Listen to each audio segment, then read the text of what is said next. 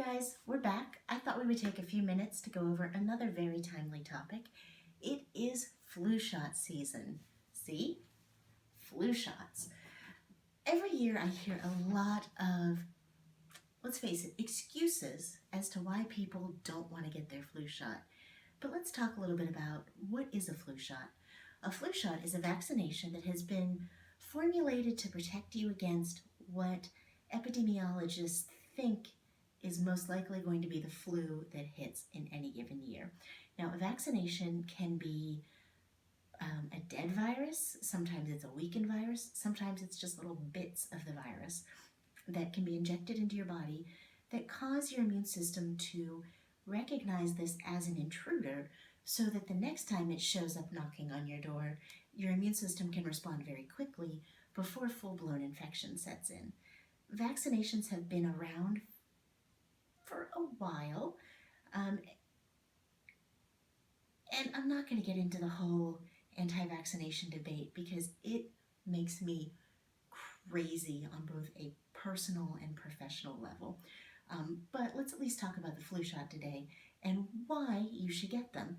Now, like I said, I hear a lot of reasons that people think are valid as to why they don't want to get the flu shot. So here are some.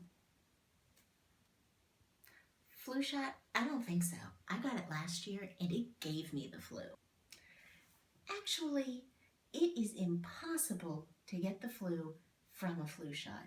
Flu shot injections are made from either killed viruses, or there are some vaccines out there that are made from recombinant viruses, which means they were never actually whole viruses to start with. So you cannot get influenza from a flu vaccine. But what can happen is that you will develop an immune response. And that's a lot of what we feel when we get the symptoms of a cold in the first place.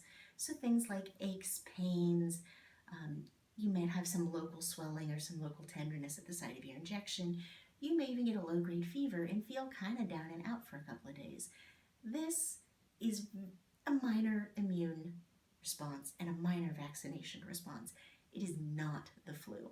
The flu is a serious medical condition characterized by very high fevers.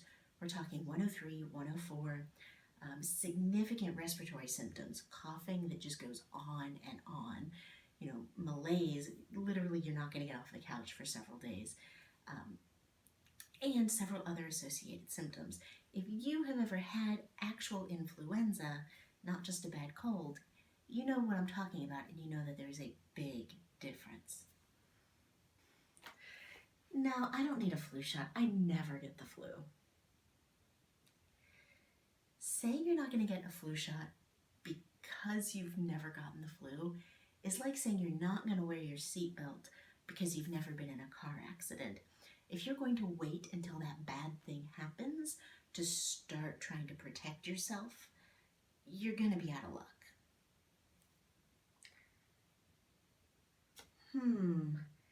Last year, my cousin got the flu shot, but she still ended up with the flu. Unfortunately, this can happen, and it happened to my son last year.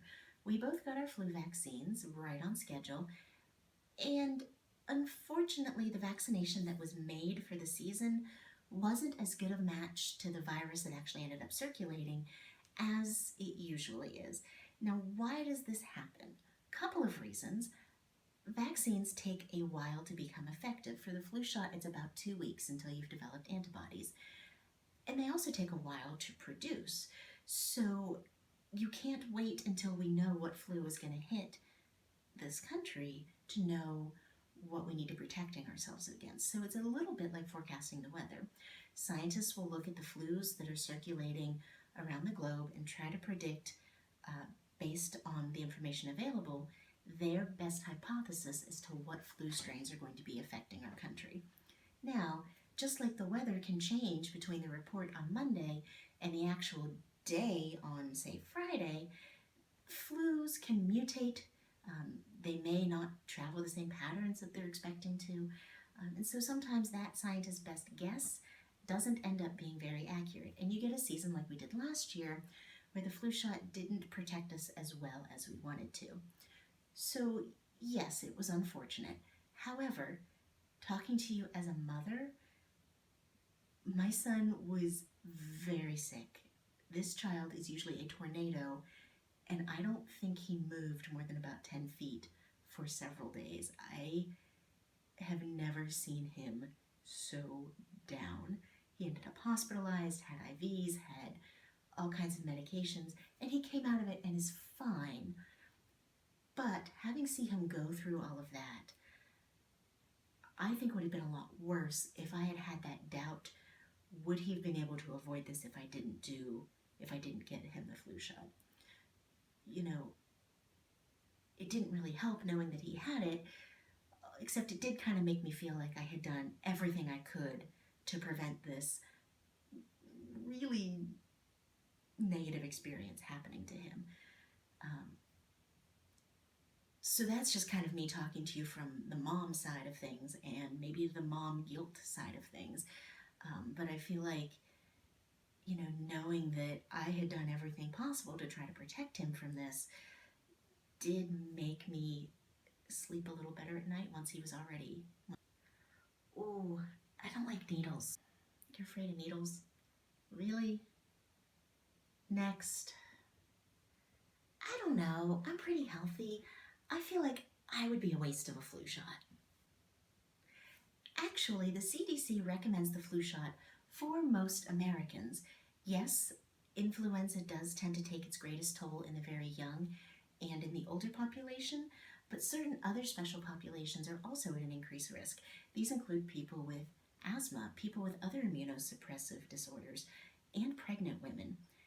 Additionally, vaccinations work on something that's called herd immunity, meaning that the more people in a population that are immune to a virus because of a vaccine, the less reservoir of viruses can build up in that population. Therefore, fewer vulnerable people are going to be exposed to those viruses. So, although you may be able to weather the flu just fine and not have any side effects, your neighbor down the street with a chronic lung condition who might get the flu from you could end up hospitalized and on a respirator because of it. So, yes, the flu vaccine protects you, but it can also protect your loved ones, the people you come in contact with at work, or the random person you run into. Actually, I think flu shots are a great idea, but I'm allergic to eggs, so I can't get one. Being allergic to eggs actually used to be a very good reason not to get a flu vaccine, as most of the available vaccines in the past were grown in an egg medium. So by injecting that into your body, you were injecting something that would cause you to have an allergic reaction and would probably weaken your immune system. However, there are vaccines out now that are what's called recombinant vaccinations, so they are not grown in an egg medium. They're actually grown in cell cultures, which would be safe for individuals with an egg allergy. However, you need to check with your doctor or the person giving you the vaccine to see if they know which brand they have, if it's grown in egg or not, to see if it's safe for you. So that's a blurb on flu vaccines, and if any of those, let's face it, excuses happen to be ones that you're telling yourself, go back and listen to that section and really think about it. What I, in my heart, believe is that most of us know we should get the flu vaccine, but we like to gamble, or we like to think that we're invincible and it's never going to happen to us, so why waste our time? Yes, it's briefly uncomfortable. You may be sore for a couple of days. You may even get a little sick from it, but you're not going to get the flu from it. Hopefully, this year's vaccine will be better adjusted and you'll be able to avoid the actual flu, and you'll be protecting not just yourself, but your loved ones, especially those who are too young or too weak to get a vaccination. So I really appreciate you listening. If you know someone who is against their flu vaccine, show them this and tell them to stop it. One more quick note. If this video has piqued your interest and you've decided to be proactive and get your flu shot to protect yourself and your loved ones, please make sure to talk to your doctor or other healthcare provider to decide when you should get it and what kind of vaccine is right for you. There are different dosing schedules and different forms of the vaccine available depending on your age. So get out there, talk to your doctor, and I will see you next time.